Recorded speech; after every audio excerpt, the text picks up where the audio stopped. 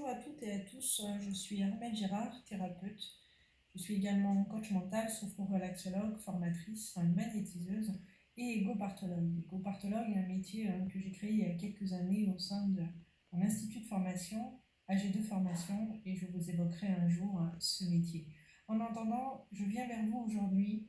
Je fais défiler de jolies photos qui sont pour moi pleines de lumière, d'espoir et de beauté, pour vous expliquer mon avis énergétiquement sur tout ce qui arrive actuellement sur notre bonne vieille Terre.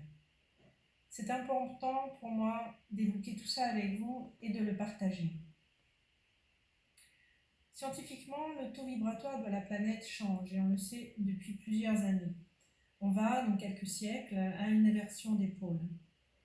Les plaques tectoniques bougent, les séismes et intempéries sont de plus en plus présents. Notre taux vibratoire terrestre augmente et on oublie trop souvent, mais vraiment trop souvent, d'évoquer pour moi la plus grande pollution terrestre qui est avant tout amenée par notre pollution mentale.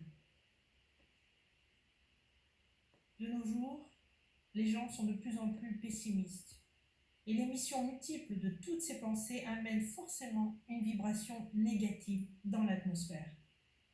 Qui n'a d'ailleurs pas expérimenté le fait d'être entouré de gens négatifs et de sentir alors un mal-être s'installer en soi? Et inversement, on peut ressentir un bien-être et se sentir dans un havre de paix, comme on peut me le dire souvent quand on vient au sein du cabinet, et ceci est très flatteur, je remercie mes patients, de se sentir bien dans un lieu où forcément les gens qui y vivent sont bien eux-mêmes. La mentalité des personnes habitant un endroit va charger en bien ou en mal l'endroit. Cela fait des années que je dis autour de moi que le plus important, c'est de penser et de vivre différemment et de s'ouvrir aux bases essentielles de la vie. Je dis s'ouvrir, car certaines personnes ne les ont d'ailleurs jamais connues. Alors c'est quoi les bases essentielles, allez-vous me dire? C'est arrêter de se juger, de se critiquer, de se jalouser, de se bagarrer, de s'entretuer, de chercher des explications extérieures et des responsables à l'extérieur également, de regarder toujours et uniquement ce qui ne va pas, comme si cela était une tare, de regarder le bien, ou de dire tout simplement que l'on va bien. On a le droit aussi d'aller bien. La plus grande pollution est celle que l'humain provoque par ses multiples pensées, paroles et actions négatives. Soyez honnêtes. Vous connaissez beaucoup de gens optimistes autour de vous, de gens positifs. Et vous, comment êtes-vous? Savez-vous dédramatiser? Savez-vous relativiser tout en ne vous voilant pas la face? Ok. Bien sûr, nous ne vivons pas dans le monde des bisounours, mais on ne vit pas non plus dans un monde de monstres. Et nous, dans notre pays, en France, on ne vit plus sous les bombes. J'ai entendu un jour, lors d'une conférence, une psychologue, sociologue, je tairai son nom, dire que c'est ridicule de faire croire à l'homme qu'il peut être bien, que méditer ne sert à rien, que croire en ses rêves, c'est utopique. Eh bien, je me demande comment cette personne vit ce confinement. Sans arrière-pensée, sans la juger. Elle a son avis, j'ai le mien. Je sais aussi que je n'ai pas la science infuse, mais comment peut-on dire cela? Comment peut-on dire à un humain d'arrêter de rêver? Avant que les technologies actuelles existent, Internet, Messenger, les téléphones portables et toutes les autres choses, alors je sais, moi aussi je les utilise, mais pas pour me bourrer d'informations négatives. Donc avant que tout cela existe, l'être humain était différent, soyons honnêtes. Le partage, les balades en famille, les jeux de société, la bienveillance, les rapports loyaux, oui, loyaux humains, étaient plus présents et nombreux. Et aujourd'hui, où en est-on? Et si l'univers nous envoyait tout simplement un message à travers cette pandémie? Alors oui, on va dire, mais qu'est-ce qu'elle est en train de dire? Oui, mais pourquoi pas? Pourquoi ça ne serait pas un signe? Je dis toujours à mes patients qu'avant d'avoir une grave maladie, il y a eu des signes précurseurs. Notre corps nous a avertis avant de problèmes psychologiques, émotionnels dans notre tête. Seulement, l'être humain n'écoute plus son corps. Il écoute uniquement sa raison. La raison de courir, de vouloir plus, de ne pas prendre le temps. Alors j'entends souvent, même si mon corps est malade, Armel, il doit suivre, car ma tête, elle veut avancer. Mais bien sûr. Mais non, pas du tout. Savoir écouter son corps, c'est important. Très important. Imaginez-vous arriver chez un ami. Il est tard et il y a de la lumière. Vous frappez chez votre ami un léger petit coup parce que vous dites qu'il est là. Il va vous entendre et venir de suite. Mais il n'arrive pas. Alors de ce fait, vous tapez plus fort à sa porte d'entrée et vous attendez. Mais personne ne vient. Alors vous vous demandez, que se passe-t-il? Et là, forcément, quand vous êtes inquiet, vous défoncez sa porte. Il a dû lui arriver quelque chose, c'est sûr. Eh bien, la maladie fait toujours ainsi aussi. On peut avoir eu, quelques années avant, une grave maladie se manifeste, une simple entorse à la cheville. Si on avait su traduire la raison de ce mal, car il y a toujours, oui, toujours une raison à nos mots MAUX du corps, nous aurions pu très certainement éviter le pire, très certainement. Notre corps est notre vaisseau spatial, je le dis toujours, qui allume un voyant en le faisant clignoter pour nous exprimer tout d'abord une douleur quelque part dans notre corps. Il nous prévient, mais malheureusement, on ne l'écoute pas toujours. Ou on l'écoute, mais on ne change pas sa façon de vivre ou de penser. On ne veut pas changer ses habitudes. Soyons plus attentifs aux messages que nous envoie notre corps et respectons-le. On doit soigner son corps, mais on doit aussi s'occuper de son mental. L'un ne va pas sans l'autre. Pour revenir à notre planète, je ne cesse de dire que l'univers nous a déjà prévenus l'année dernière avec tous ces intempéries, ces modifications climatiques désastreuses dans le monde entier. Et on dit quoi? On dit oui, qu'il faut arrêter de polluer, faire ceci, faire cela, mais rien n'est fait. Et surtout, aucune mentalité ne change, et c'est pour moi la pire des pollutions. Des scientifiques ont émis que depuis 2008, la Terre a commencé à augmenter son taux vibratoire. Aujourd'hui, ce taux vibratoire ne cesse de progresser pour diverses raisons. Tout est autour de nous fait de matière et donc d'énergie qui, elle aussi, augmente. Mais il faut avoir conscience que nous aussi, en tant qu'êtres humains, nous modifions notre taux vibratoire, car nous sommes faits de matière et de vide, comme le dit le docteur Philippe Bobola. Philippe Bobola, physicien, biologiste, chercheur sur le cancer, anthropologue et psychanalyste. Il explique que notre corps est constitué de milliards et de milliards de molécules, et qu'une molécule est composée de plusieurs atomes. Un atome est formé de 0,001% de matière. Écoutez bien. Cette matière, le noyau et les électrons, et de 99,9999% de vide.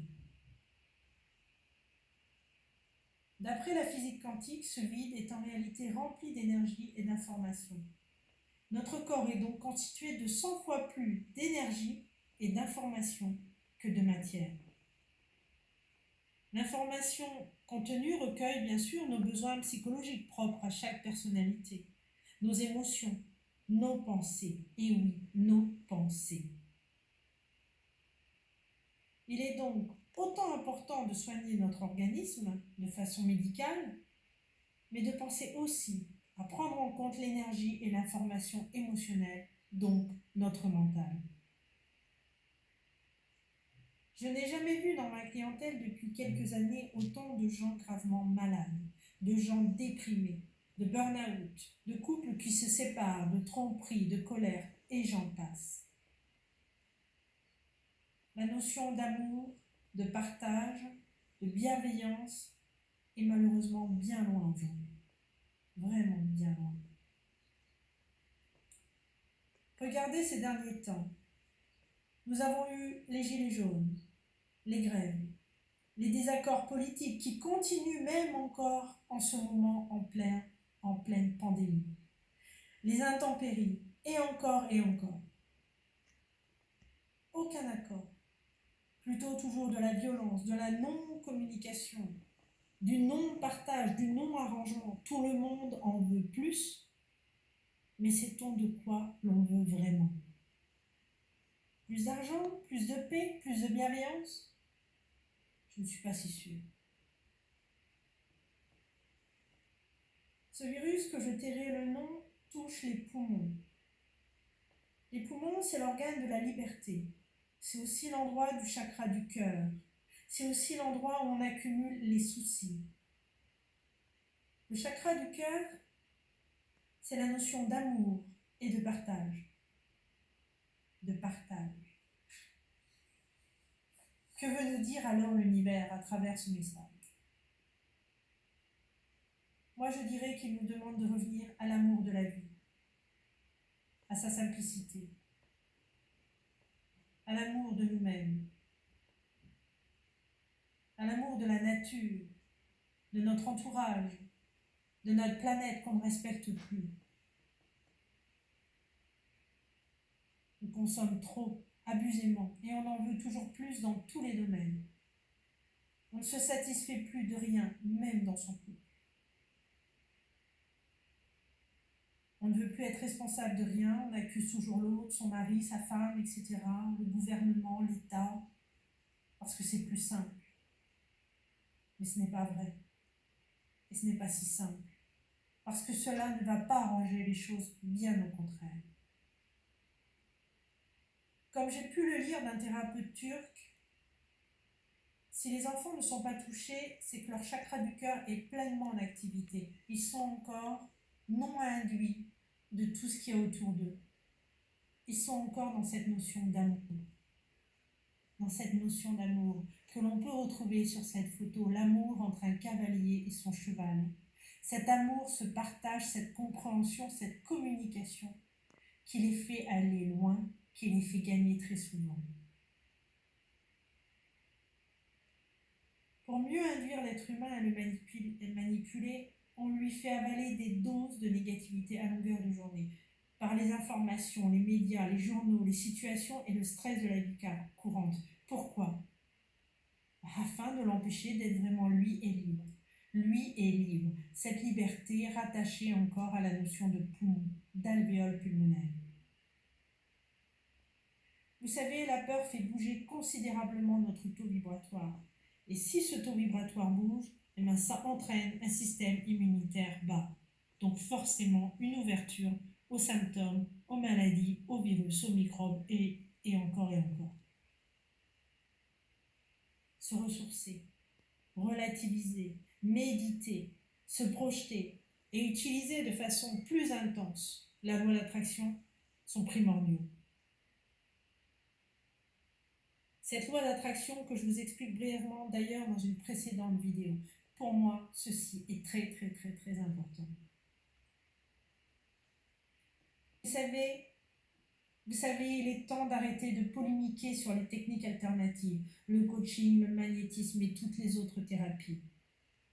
L'énergétique, souvent vue comme une secte, un effet placebo, du charlatanisme, et pourtant étudiée par bon nombre de scientifiques rationnels qui essayent d'expliquer l'amélioration de l'état de santé d'une personne qui a suivi ces thérapies. La vitesse de la lumière, comme celle du son, ne sont pas visibles et on les accepte. On ne se demande pas comment cela arrive quand on appuie sur un interrupteur. On ne se pose pas de questions. Pourquoi devrait-on s'en poser sur l'énergie qui nous entoure, sur la façon dont un magnétiseur ou une magnétiseuse fonctionne. L'énergie qui nous entoure existe et nous pouvons d'ailleurs souvent la ressentir si on y prête attention. Tout est énergie. Les arbres,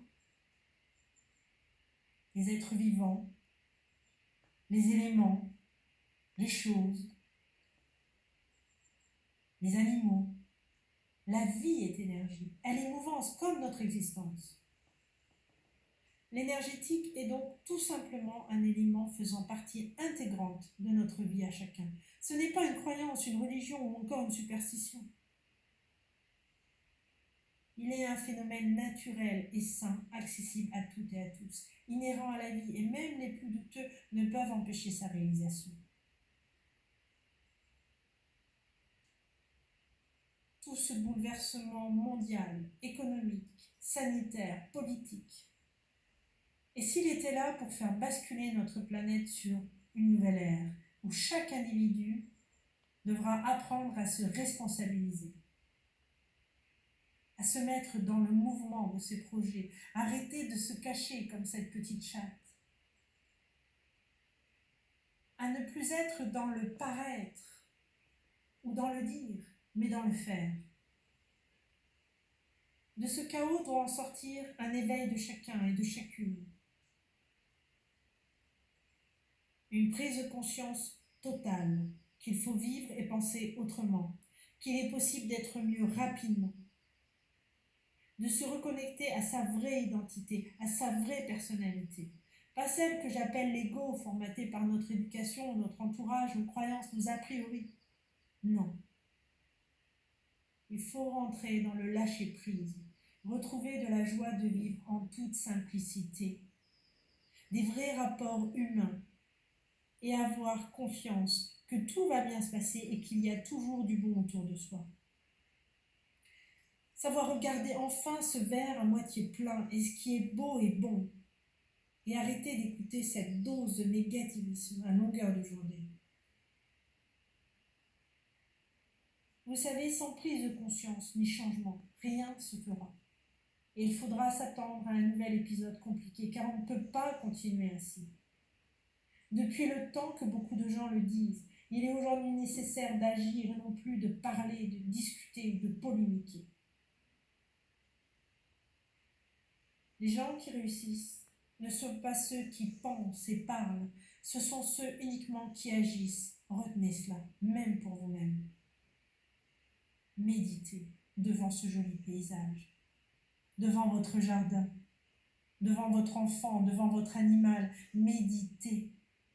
Et puis croyez en vos rêves et utilisez la loi de l'attraction. Bon sang, vous êtes comme moi, vous n'avez qu'une seule vie, alors pourquoi attendre? Ne rien regretter, faire, même si vous vous trompez, une erreur se rattrape, un regret jamais.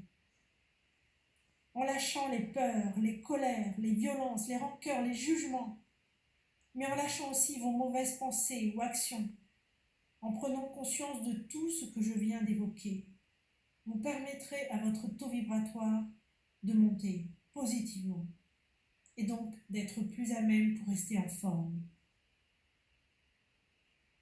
C'est ainsi ensemble que l'on pourra sauver notre planète et l'humanité tout entière, puisque nous sommes tous reliés entre nous, interconnectés.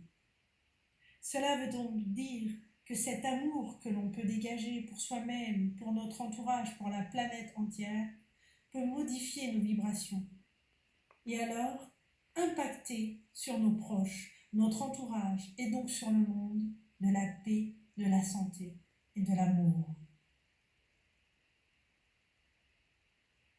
L'optimisme, les opportunités ou la chance ne sont pas dues au fait du hasard. Ce sont des éléments naturels de la vie, ouverts à tous ceux qui croient en ce qu'ils émettent et en leurs capacités. Vous pouvez contribuer à rendre ce monde meilleur, à devenir investigateur, investigatrice de ce changement utile pour la survie de notre humanité. Je finirai en faisant un clin d'œil à la vie et en vous disant Ayez confiance. Repoussez toutes vos peurs. Profitez de ce moment de pause pour vous retrouver déjà avec vous-même, pour faire un point sur vos projets, pour établir un tableau ou un carnet de rêve sans vous limiter, un joli tableau de rêve, en vous mettant au milieu et en mettant tout autour tout ce que vous avez toujours depuis votre enfance rêvé, sans vous mettre de barrière. Pensez à Léonard de Vinci, servez-vous-en d'exemple. Osez enfin écrire et vivre tout ce que vous rêvez depuis des années. Vivez différemment et pensez autrement. Des jours meilleurs arrivent, alors osez. À bientôt.